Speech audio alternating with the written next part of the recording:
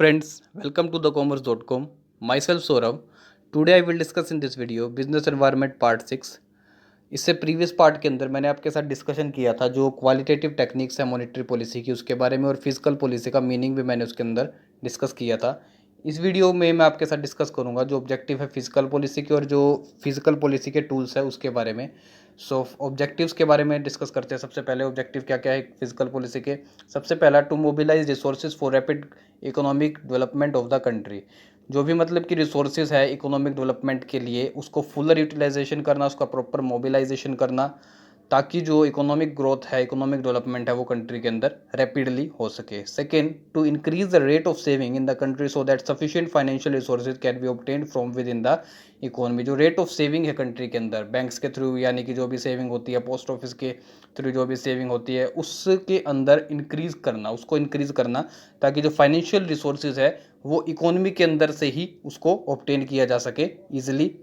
And third is the to increase the rate of investment in the economy so as to promote capital formation. जो rate of investment है उसे भी economy के अंदर increase करना ताकि कैपिटल फॉर्मेशन जो है उसको प्रमोशन मिल सके। Next is to remove poverty and unemployment. जो पावर्टी और अनएम्प्लॉयमेंट है उसको रिमूव करना और रिड्यूस करना मैक्सिमम लेवल तक, ये भी ऑब्जेक्टिव है फिजिकल पॉलिसी का। Fifth is to reduce economic inequality. जो इकोनॉमिक इनइक्वालिटी है और जो इकोनॉमिक स्टेबिलिटी है उसको अचीव करना, ये भी जो है फिजिकल पॉलिसी का ही ऑब्जेक्टिव है। Seventh is that to ensure optimum utilisation of the resources. जो रिसोर्सेज है हमारी इकोनॉमी के अंदर जितने भी रिसोर्सेज है, नेचुरल रिसोर्सेज, फाइनेंशियल रिसोर्सेज, उसका ऑप्टिमम यूटिलाइजेशन करना, ये भी ऑब्जेक्टिव है फिजिकल पॉलिसी का। Next is the technique. Technique जो है फिजिकल पॉलिसी की वो है 4 टाइप्स की। Public expenditure policy, second is the taxation policy, third is the public debt policy और fourth is the deficit financing. तो सबसे पहले जो पब्लिक एक्सपेंडिचर पॉलिसी है गवर्नमेंट की एक्सपेंडिचर से रिलेटेड पॉलिसी है कि गवर्नमेंट कहाँ कहाँ पर एक्सपेंडिचर करती है। और जो टैक्सेशन पॉलिसी है डेट पब्लिक डेट पॉलिसी और डिफिसिट फाइनेंसिंग है, ये गवर्नमेंट की इनकम और रेवेन्यू से रिलेटेड पॉलिसी है कि गवर्नमेंट को कहाँ कहाँ से रेवेन्यू और इनकम जो है जनरेट होगी। तो सबसे पहला जो पब्लिक एक्सपेंडिचर पॉलिसी है वो क्या है। Public expenditure influence the economic growth of the country and expenditure on the development is great importance to the economic growth of the country. यानी कि गवर्नमेंट जो भी एक्सपेंडिचर करती है वो इकोनॉमी की ग्रोथ के लिए करती है ताकि इकोनॉमी के अंदर ग्रोथ हो सके, और इसकी एक अलग इंपॉर्टेंस है इकोनॉमिक ग्रोथ के अंदर। कंट्री के अंदर जो भी पब्लिक एक्सपेंडिचर गवर्नमेंट करती है, एक expenditure on the development activity require huge amount of the capital. और जितने भी इस टाइप के अंदर जितने भी एक्सपेंडिचर होते हैं डेवलपमेंट एक्टिविटीज़, इसके अंदर जो अमाउंट ऑफ कैपिटल है वो बहुत बड़ी मात्रा के अंदर होता है। So much capital can not be made available by the private sector alone. इसलिए जो प्राइवेट सेक्टर है सिर्फ उसके थ्रू इसके अंदर हम कैपिटल को अवेलेबल नहीं कर सकते। It require substantial increase in the public expenditure. इसलिए गवर्नमेंट क्या करती है, पब्लिक एक्सपेंडिचर के थ्रू भी ये पब्लिक एक्सपेंडिचर पॉलिसी को यूज़ करती है। तो पब्लिक एक्सपेंडिचर जो पॉलिसी है और इसके अंदर जो डेवलपमेंट है वो कैसे किया जाता है, means of transportation, extension of a means of irrigation, completion of the power project and expansion of the educational and health facilities are provide possible only with the help of public expenditure। इन सभी के अंदर development करना ये जो है सिर्फ public expenditure की help से ही हो सकता है। एंड पब्लिक एक्सपेंडिचर में be made in the many ways. वो कौन कौन सी आएंगी, सबसे पहला है development of the public enterprises, second is support to the private sector, third is the development of the infrastructure and fourth is the social welfare. तो ये सभी जो है टाइप्स आएंगे आपकी पब्लिक एक्सपेंडिचर की, जिसके अंदर आप जो है पब्लिक एक्सपेंडिचर को कैसे कैसे डेवलपमेंट उसके अंदर कर सकते हो। तो सबसे पहला है development of the public enterprise. Government जो है इसके अंदर नई नई इंडस्ट्रीज़ को सेटअप करके उसके थ्रू इकोनॉमी के अंदर ग्रोथ लाने की कोशिश करती है, क्योंकि प्राइवेट सेक्टर इसके अंदर इसलिए इन्वॉल्व नहीं होता क्योंकि इसके अंदर पहला तो रिस्क बहुत ज़्यादा होता है सेटअप करने का किसी भी इंडस्ट्री को, क्योंकि large amount of capital required है, और दूसरा जो इसके अंदर रिस्क है वो भी बहुत ज़्यादा होता है। इसलिए कोई भी प्राइवेट सेक्टर है, प्राइवेट इंडिविजुअल है, वो उसको हेजिटेशन होगा इस टाइप की इंडस्ट्री को सेटअप करने के लिए। इसलिए गवर्नमेंट इसके अंदर आगे आकर के इसे प्रमोट करती है और इकोनॉमिक डेवलपमेंट के लिए इसको यूज़ करती है इंडस्ट्रीज़ को। Since industrial policy 1956 government of India has developing these industries. जो इंडस्ट्रियल पॉलिसी 1956 है उसके तहत जो गवर्नमेंट ऑफ इंडिया उसने इस टाइप की जो है इंडस्ट्रियल पॉलिसी को यूज़ किया था और डेवलप किया था इंडस्ट्रीज़ को। Second is the support to the private sector, जो प्राइवेट सेक्टर को सपोर्ट है उसके थ्रू भी पब्लिक एक्सपेंडिचर जो है किया जा सकता है। In order to accelerate the rate of economic growth in the country, government should encourage private sector.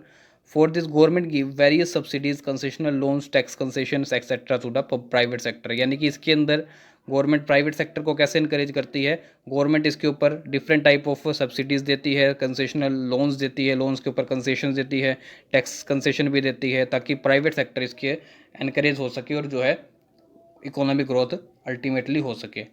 Development of the infrastructure, government spend huge amount of the development of the infrastructure which is a must for a economic development. Economic development के अंदर सबसे ज़्यादा important part है infrastructure के अंदर development. Infrastructure में हमारा आएगा railway, power project, roads, airports, ports, hospital, bridge, tunnel, dams. इसलिए इन सभी इंफ्रास्ट्रक्चर के अंदर डेवलपमेंट भी इकोनॉमिक डेवलपमेंट का जो है पार्ट होगा। Fourth is the social welfare. Social welfare के अंदर आएगा आपका पब्लिक हेल्थ से रिलेटेड, एजुकेशन से रिलेटेड, सेफ ड्रिंकिंग वाटर से रिलेटेड, सैनिटेशन से related, welfare of weaker section of the society, इन सभी से रिलेटेड जो है सोशल वेलफेयर के थ्रू भी पब्लिक एक्सपेंडिचर जो है टाइम टू टाइम करती रहती है government. Next is the taxation policy. Taxes are the main sources of the revenue of government. Government levies both direct and indirect tax in the India. Taxation जो है main source है government की revenue का, और government जो है दोनों तरह के टैक्सेस जो है लेती है, वो डायरेक्ट हो चाहे इनडायरेक्ट हो, दोनों तरह के टैक्सेस जो है गवर्नमेंट लिवाई करती है। तो direct taxes are paid directly by the assessee to the government. Direct tax जो है एसएससी के द्वारा गवर्नमेंट को डायरेक्ट पे किया जाता है, जैसे कि इनकम टैक्स है, वेल्थ टैक्स है, एक्सेट्रा। और जो इनडायरेक्ट टैक्स है वो इनडायरेक्टली पब्लिक के द्वारा पे किया जाता है गवर्नमेंट को। That is these taxes are charge by the trader और मैन्युफैक्चरर। सबसे पहले ये ट्रेडर और मैन्युफैक्चरर के द्वारा चार्ज किया जाता है पब्लिक से, और फिर ट्रेडर और जो मैन्युफैक्चरर है वो पे करते हैं गवर्नमेंट को।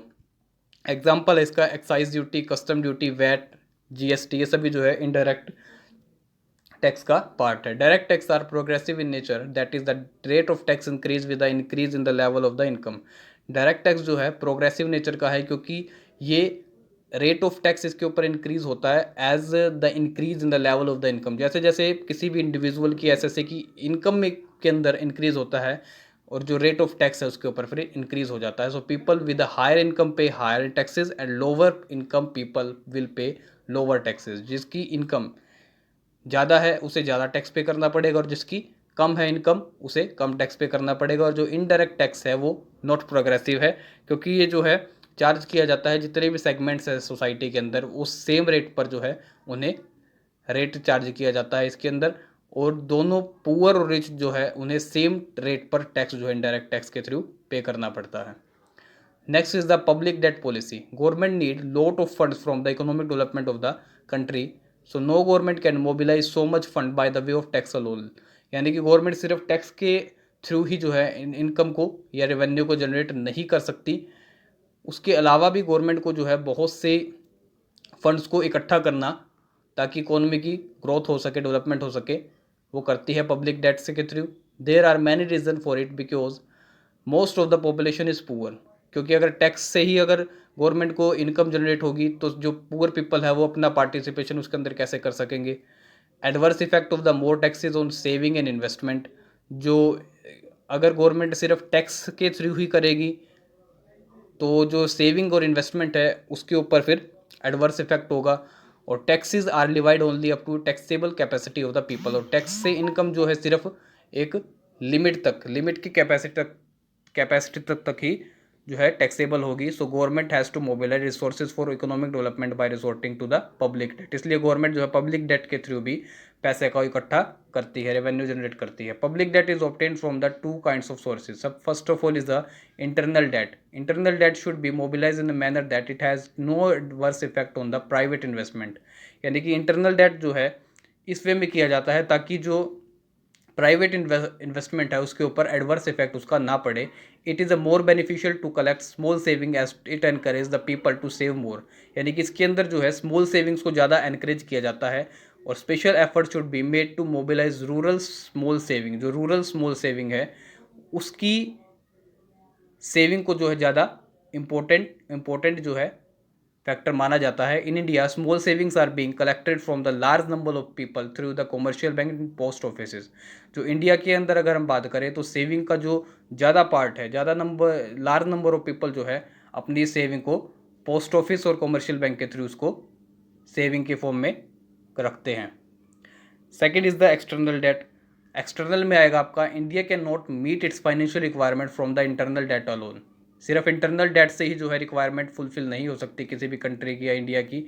It has to borrow from abroad as well, इसलिए उसको जो है अब्रोड से भी मनी को बोरो करना पड़ता है। The main advantage of foreign loan is that these loan are received in the foreign currency. इसका सबसे बड़ा एडवांटेज ये है कि जो लोन लिया जाता है, लोन रिसीव होता है, वो फॉरेन करेंसी के फॉर्म में रिसीव होता है। सो एक्सटर्नल डेट भी जो है पार्ट है पब्लिक डेट का। फोर्थ जो है last one is a deficit financing. Deficit financing refer to the financing the budgetary deficit. Budgetary deficit से रिलेटेड है। बजटरी डिफिसिट जो है has means excess of the government expenditure of over government income, यानी कि government का जो expenditure है वो कितना ज़्यादा है गवर्नमेंट की इनकम से, ये है डिफिसिट फाइनेंसिंग का meaning. Deficit financing in India means taking loan from the RBI by the government to meet its budgetary deficit, यानी कि जो भी बजट का जो भी मतलब कि डिफिसिट होगा वो गवर्नमेंट कहाँ से उसको रिकवर करेगी, आरबीआई से लोन लेकर के। और RBI give this loan by issuing new currency notes. और आरबीआई से कैसे इशू करेगा, नई करेंसी को जो है इशू करके। कॉन्सिक्वेंटली मनी सप्लाई इंक्रीजेज, इससे जो है मनी सप्लाई इंक्रीज होगी इकोनॉमी के अंदर, और increase in the money supply let's fall in the value of the money. और जितना ज़्यादा मनी का सर्कुलेशन मार्केट के अंदर होगा उतनी ज़्यादा उस वैल्यू जो है मनी की वो कम होती जाएगी। और fall in the money value in turns leads to increase in the price level. और जितना ज़्यादा मनी की, रुपए की वैल्यू जो है कम होती जाएगी, प्राइस लेवल जो है उतना ही ज़्यादा, इन्फ्लेशन का खतरा उतना ही ज़्यादा बढ़ता जाएगा। So deficit financing should be kept low as it leads to price rise in the economy. इसलिए जो है डिफिसिट फाइनेंसिंग को वो कम से कम जो है गवर्नमेंट को करना चाहिए, ताकि जो प्राइस जो भी बढ़ रहे हैं उसको इकोनॉमी के अंदर वो कम से कम हो सके, प्राइसेस ज़्यादा ना बढ़े इकोनॉमी के अंदर। सो ये सभी जो है टूल्स थे फिजिकल पॉलिसी के। इस वीडियो के अंदर इतना ही। अगर आपको वीडियो अच्छा लगा हो तो प्लीज़ लाइक कीजिए। चैनल को सब्सक्राइब नहीं किया तो चैनल को सब्सक्राइब कीजिए। और अगर आपको कोई भी डाउट है तो उसे कमेंट बॉक्स में लिख करके बताइए। Thank you.